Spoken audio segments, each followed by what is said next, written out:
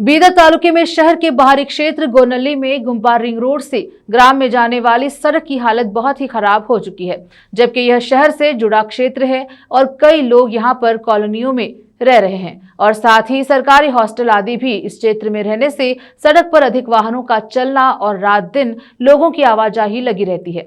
ऐसे में यह सड़क खराब हो जाने से यहां आने जाने वाले लोगों को परेशानी का सामना करना पड़ रहा है। खासकर दोपहिया वाहन गड्ढों के कारण हादसे का शिकार हो रहे हैं। सड़क की खस्ता हालत को देखते हुए केपी न्यूज ने वहां पहुंचकर वहां से आने जाने वाले लोगों से बात की और लोगों ने केपी न्यूज से अपनी परेशानी के संबंध में बताया। कैमरामैन महेश का कवरेज। देश विदेश और स्थानीय समाचारों के लिए चैनल को लाइक शेयर सब्सक्राइब जरूर करें। धन्यवाद। स्कूल ಹೋಗೋ ಮಕ್ಕಳಿಗಾಗಲಿ ಎಲ್ಲರಿಗೂ ಆಲ್ ಫುಲ್ ಯಾರೇ ಬರಲಿ ಆಟೋದವ್ರಿಗಂತೂ ಸಿಕ್ಕಾಪಟ್ಟೆ ಪ್ರಾಬ್ಲಮ್, ಅವರಿಗಂತೂ ಆಗದೇ ಇಲ್ಲ. ಮಕ್ಕಳಿಗಂತೂ ತಗೊಂಡು ಹೋಗೋದ್ರಲ್ಲಿ ಒಂದೊಂದು ದಿನಕ್ಕೂ ಒಂದೊಂದು ಮುಷ್ಕಿಲ್ ಆಗ್ತಿದೆ, ಇಲ್ಲ ಅನ್ನಂಗಿಲ್ಲ. ಹಿಂಗೂ ಬಿದ್ದರೂ ಕಾಲು ಮುರ್ಕೋಬೋದು, ಹಿಂಗೆ ಬಿದ್ರೂ ಕಾಲು ಮುರ್ಕೋಬೋದು. ಕಾಲು ಕೈ ಮುರಿದಂತೂ ಹಾಗೆ ಹೋಗೋಕ್ಕಾಗಲ್ಲ ಮನೆಗೆ. ಹೋದರೆ ತುಂಬ ನಿಧಾನಕ್ಕೆ ಗಾಡಿ ಓಡಿಸಿದ್ರೆ ಸೈಕಲಲ್ಲಿ ಹೋದಂಗೆ ಹೋಗಬೇಕು. ಇನ್ನು ಯಾವುದ್ರಲ್ಲೂ ಏನು ಬೈಕ್ ತೊಗೊಂಡಿದ್ದೀನಿ ಅನ್ನೋ ಖುಷಿಲಂತೂ ಹೋಗೋಕ್ಕಾಗಲ್ಲ, ಸೈಕಲ್ ತೊಗೊಂಡಿದ್ದೀನಿ ಅನ್ನೋ ಖುಷಿಗಂತೂ ಹೋಗ್ಬೋದು. ಟೈಮಿಗಂತೂ ಪಿಕಪ್ ಮಾಡ್ಲಿಕ್ಕೆ ಆಗ್ತಿಲ್ಲ ಸರ್. ಮಾಡಬೇಕಂದ್ರೆ 1 ಅವರ್ಗಿಂತ ಪೈಲ ಹೋಗಬೇಕು. 8 ಗಂಟೆಗೆ ಮನೆ ಬಿಡಬೇಕಾಗುತ್ತೆ. ಇದು ಪ್ರಾಬ್ಲಮ್ ಆಗಿ ಇಲ್ಲ ಅಂದರೂ ಒಂದು 2-3 ಇಯರ್ಸ್ ಆಯಿತು. ಅವರು ಓಟಿ ಟೈಮಿಗೆ ಮಾತ್ರ ಬರ್ತಾರೆ. ಆ ಓಟ್ ಟೈಮ್ ಬಿಟ್ಟರೆ ಬೇರೆ ಯಾವ ಟೈಮಿಗಂತೂ ಬರಲ್ಲ. ಅವರು ಟೈಮಿಗಂತೂ ಯಾರು ಬರಲ್ಲ, ಯಾರು ಹೇಳೋದು ಇಲ್ಲ, ಯಾರು ಕಂಪ್ಲೇಂಟು ಮಾಡಲ್ಲ. ಅವ್ರ ಕಂಪ್ಲೇಂಟ್ಗೂ ಕೂಡ ಯಾರು ಕೇರು ಕೂಡ ಮಾಡಿಲ್ಲ. ಮಾಡಿದ್ರು ಒಂದು 3-4 ಜನ, ನಾವು ಒಂದು 5-6 ಜನ ಸೇರಿ ಕೂಡ ಮಾಡಿದ್ದೀವಿ. ಅದು ಎಷ್ಟೇ ಮಾಡಿದ್ರು ಅದಕ್ಕೆ ಯಾವುದಕ್ಕೂ ಉತ್ತರ ಕೊಟ್ಟಿಲ್ಲ ಸರ್. ಹಾಂ, ಬಂದಿದ್ದೀವಿ ಸರ್, ತಿಳಿಸಿದ್ದೀವಿ, ಎಲ್ಲ ಮಾಡಿದ್ದೀವಿ. ವಿತ್ ಅಲ್ಲಿ ಕರ್ಕೊಂಡೋಗಿ ಕೂಡ ಅಲ್ಲೂ ತೋರಿಸಿದ್ದೀವಿ. ಅದಕ್ಕೂ ಏನು ಇದು ರಿಪ್ಲೈ ಮಾಡಿಲ್ಲ. ಅವರು ಯಾರು ಕೂಡ ರಿಪ್ಲೈ ಮಾಡಿಲ್ಲ. ಎಲ್ಲದಕ್ಕೂ ಪ್ರಾಬ್ಲಮ್ ಆಗ್ತಿದೆ ಸರ್. ಇಲ್ಲಿಂದ ಬಿಡಬೇಕಂದ್ರೆ ಆಫೀಸ್ಗೆ ಹೋಗೋವ್ರಿಗೂ ಕೂಡ ಅವರಿಗೂ ಕೂಡ ಪ್ರಾಬ್ಲಮ್. ಮಾರ್ನಿಂಗೇ ಅವ್ರಿಗೆ ಇಲ್ಲ ಅಂದರೂ ನಾವು 6-7 ಗಂಟೆಗೆ ಹೀಗೆ ಅವ್ರಿಗೆ ಪ್ರಿಪೇರ್ ಮಾಡಿ ಇಡಬೇಕಾಗುತ್ತೆ. ಅಡುಗೆ ಆಗಲಿ ಏನೇ ಆಗಲಿ ಮಕ್ಕಳಿಗೆ ಇಟ್ಕೊಂಡು ಫುಲ್ ಬ್ರೇಕ್ಫಾಸ್ಟಿಂದ ಹಿಡಿದು ಅಡುಗೆಯಿಂದ ಹಿಡಿದು ಎಲ್ಲ ಪ್ರಿಪೇರ್ ಮಾಡಿ ಆಮೇಲೆ ನಾವು ಮನೆ ಬಿಡಬೇಕಾಗುತ್ತೆ. ಅಲ್ಲಿ ಗಂಟ ಮನೆ ಬಿಡೋಕ್ಕಾಗಲ್ಲ. ಇಷ್ಟು ಪ್ರಾಬ್ಲಮ್ ಇದೆ ಈ ರೋಡಲ್ಲಿ. ಟಯರ್ಗಳಂತೂ ಒಂದು ತಿಂಗಳಲ್ಲೇನು 15 ದಿನ ಇಲ್ಲ 10 ದಿನದಲ್ಲಿ ಡಮರ್.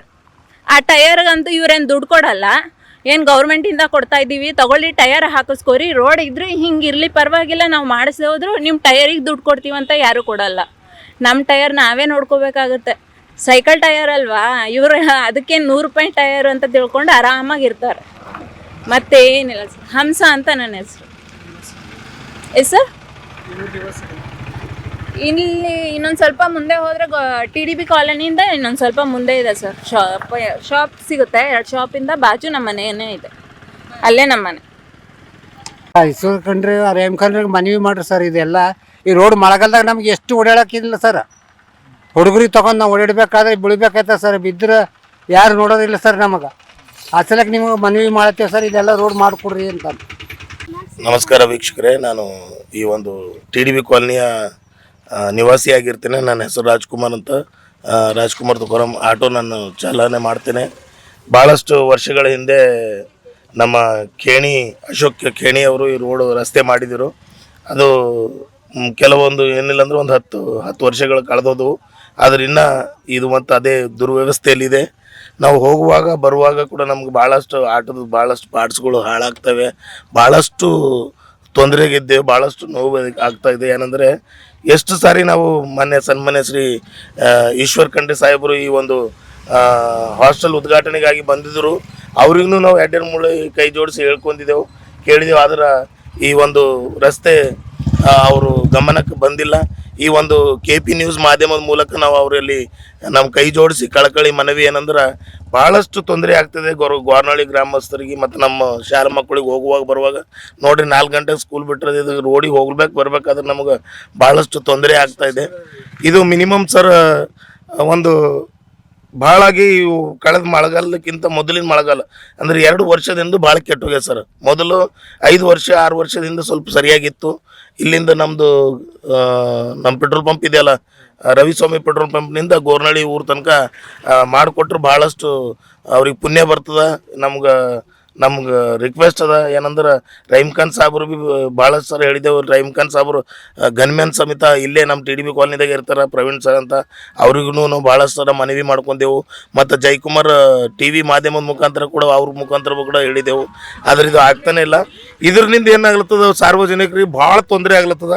ಎಷ್ಟೋ ಜನ ಬಿದ್ದಾರ, ಕಾಲು ಕೈ ಮುರ್ಕೊಂಡಾರ, ಆದ್ರೂ ಕೂಡ ಇದು ಮಾಡಲ್ಲ. ಯಾಕಂದ್ರೆ ನೋಡ್ರಿ ನೀವು ವ್ಯವಸ್ಥೆ ನೋಡ್ರಿ. ನಾನು ಆಟೋ ಇಲ್ಲದಲ್ಲಿಗೆ ಹೋಗೋ ತನಕ ನೀವು ನೋಡ್ರಿ, ಆಟೋ ಹಿಂಗೆ ಒಂದು ರೀತಿಯಿಂದ ನೀರಾಗ ಅದು ಪೇಪರ್ ಡೋಣಿ ಹೋಗಿನ ಪ್ರಕಾರ ಆಗ್ತಾ ಇರ್ತದೆ. ದಯಮಾಡಿ KP ನ್ಯೂಸ್ ಮಾಧ್ಯಮದ ಮುಖಾಂತರವಾಗಿ ಈ ಒಂದು ನ್ಯೂಸ್ ನೋಡುವಂಥ ನಮ್ಮ ಯಾರೇ ಇದಕ್ಕೆ ಸಂಬಂಧಪಟ್ಟ ಅಧಿಕಾರಿಗಳಾಗಿರ್ಬೋದು, ಅದು ಮುನ್ಸಿಪಾಲಿ ಆಗಿರ್ಬೋದು, ಅಥವಾ ಗ್ರಾಮ ಪಂಚಾಯತಿದವರೇ ಆಗಿರ್ಬೋದು, ಅಥವಾ ನಮ್ಮ ಈ ಒಂದು ಬೀದರ್ ಉಸ್ತುವಾರಿ ಸಚಿವರಾದಂಥ ಈಶ್ವರ್ ಖಂಡ್ರೆ ಸಾಬ್ರೇ ಆಗಿರ್ಬೋದು, ಅಥವಾ ನಮ್ಮ ಪೌರಾಳಾಧಿಕಾರಿ ಆದಂಥ ರಹೀಮ್ ಖಾನ್ ಸಾಹೇಬರೇ ಆಗಿರ್ಬೋದು, ಅವರಿಗೆ ನಮ್ಮ ಒಂದು ಆಟೋದು ನಮ್ಮಿಂದ ಆಟೋದವರು ಭಾಳ ತ್ರಾಸಾಗ್ಲತ್ತದ. ಅದಕ್ಕೆ ದಯಮಾಡಿ ನಮ್ಮ ಕಳಕಳಿ ಮನವಿ ಏನಂದ್ರೆ ಈ ರೋಡ್ ಮಾಡಿಕೊಡ್ರಿ, ಮಾಡಿಕೊಟ್ಟು ನಿಮ್ಮ ಪುಣ್ಯ ಕಟ್ಕೋರಿ ಎಂಬುದಾಗಿ ನಾವು ಕೇಳ್ಕೊತೇವೆ. ನಮ್ಮ ಹೆಸರು ರಾಜ್ಕುಮಾರ್ ಅಂತ, TDB ಕಾಲನಿ ನಿವಾಸಿ ಆಗಿರ್ತೀನಿ. ಅನೇಕ ಸಾರಿ ನಾವು ಇದ್ರ ವಿಷಯವಾಗಿ ಮೊನ್ನೆ ನಾನು ನೋಡಿದೆ ಫೇಸ್ಬುಕ್ನಾಗ, ನಮ್ಮ ಗೋರ್ನಳ್ಳಿ ನಾಯಕರುಗಳು ಕೂಡ ತಹಸೀಲ್ದಾರ್ ಸಾಬ್ರ ಮೂಲಕವಾಗಿ ಇದು ಬೆಲ್ದಾಳಿ ಸಾಬ್ರಿಗೆ ಕೂಡ ಹೇಳಿದ್ದಾರೆ. ಈ ದಕ್ಷಿಣ ಕ್ಷೇತ್ರಕ್ಕೆ ಬರ್ತದೆ ಎಂಬುದಾಗಿ ಹೇಳಿದ್ರು. ಬೆಲ್ದಾಳಿ ಸಾಬ್ರಿಗೆ ಕೂಡ ನಾವು ಈ ಮಾಧ್ಯಮದ ಮೂಲಕ ತಿಳಿಸ್ತೇವೆ. ಮತ್ತು ಅನೇಕ ಸಾರಿ ನಾವು ಕೇಳ್ಕೊಂಡಿದ್ದೆವು. ಒಬ್ಬ ಅಧಿಕಾರಿ ಕೂಡ ಈ ಕಡೆ ಗಮನ ಹರಿಸ್ತಾ ಇಲ್ಲ. ಮತ್ತು ನಮ್ಮ TDB ಕಾಲನಿಗೆ CMCನಿಂದ ಹನುಮಂತ್ ಮಲ್ಕಪುರೆ ಅವರು ಇದ್ದಿದ್ದಾರೆ. ಅವರು ಕೂಡ ಒಂದ್ಸರಿ ಈ ಕಡೆ ಬರೋಂಗಿಲ್ಲ, ಒಂದ್ಸರಿ ನೋಡೋಂಗಿಲ್ಲ. ದಯಮಾಡಿ ಅವರೆಲ್ಲರಲ್ಲಿ ಎಲ್ಲ ಅಧಿಕಾರಿಗಳಲ್ಲಿ ಕೇಳ್ಕೊಳ್ಳೋದೇನೆಂದ್ರೆ ಭಾಳ ಕಷ್ಟ ಆಗ್ಲತ್ತದ ರೀ ಮಕ್ಕಳಿಗೆ ಹೋಗ್ಲಾಕ ಬರ್ಲಕ್ಕ. ಮತ್ತು ರಾತ್ರಿನ ಒಂದು ಲೈಟ್ ಇಲ್ರಿ ಇಲ್ಲಿ. ಎಂತೆಂಥ ಜಾಗದಾಗ ಲೈಟ್ಗಳು ಅಂತಂದು ಹೇಳ್ತಾರೆ ಸರ್. ಎಲ್ಲೆಲ್ಲೋ ನೋಡ್ರಿ, ಈ ರೋಡಿಗೆ ಅಂಬ ನೀವು ರಾತ್ರಿ 9ಕ್ಕೆ ಬಂದ್ರೆ ಯಾರು ಅಂಬೋದು ಅಂಜಿಸ್ ರೊಕ್ಕ ತೊಗೊಂಬಂತ ಪೊಸಿಷನ್ದಾಗ ಅದ ರೀ ಇದು. ಯಾರು ಅಂಜಿ ಹೆಣ್ಮಕ್ಳು ಬರೋಂಗಿಲ್ಲ, ಗಂಡ್ಸು ಮಕ್ಕಳು ಬರೋಂಗಿಲ್ಲ ಅಂತ ಒಂದು ಜಂಗಲದಾಗ ಓಡಾಡ್ದಂಗೆ ಆಗ್ಲತ್ತದ ರೀ ಇದು. CMCದಾಗ ಅದಂತಾರ, ಏನು CMC ಅದನ್ನೋ ಗೊತ್ತಿಲ್ಲ, ಏನು ಮಾಡತ್ತಾರೋ ಏನೋ ಗೊತ್ತಿಲ್ಲ. ಎಷ್ಟು ಸರ ಹೇಳಿದ್ರು ಭೀ ಅದು ಅಲ್ಲೇ ನಿಂತು ಹೋಗ್ಲತ್ತದ. ಇದು ವ್ಯವಸ್ಥೆ ಆಯ್ತಾ ಇಲ್ಲ. ಈ ರೀತಿ ಆಯಿತು ಅಂತ ಮುಂದಿನ ಜನ್ರೇಷನ್ಗೆ ಭಾಳ ತೊಂದರೆ ಆಗ್ತದೆ ಎಂಬುದಾಗಿ ಈ ಮಾಧ್ಯಮದ ಮೂಲಕ ಹೇಳಲು ಬಯಸ್ತೇನೆ. ದಯಮಾಡಿ ಎಲ್ಲರಿಗೂ ಕೇಳ್ಕೊಳ್ಳೋದೇನೆಂದರೆ, ನಮ್ಮ ಈ ಮನವಿಯನ್ನು ಕೇಳಿ ಅತಿ ಬೇಗನೆ, ಅತಿ ಶೀಘ್ರದಲ್ಲಿ ಈ ಒಂದು ರಸ್ತೆಯನ್ನು ಬೇಗನೆ ಮಾಡಿಕೊಡ್ರಿ ಎಂಬುದಾಗಿ ತಮ್ಮಲ್ಲಿ ಕೇಳ್ಕೊಳ್ತೇನೆ. ಜೈ ಭಾರತ್, ಜೈ ಕರ್ನಾಟಕ.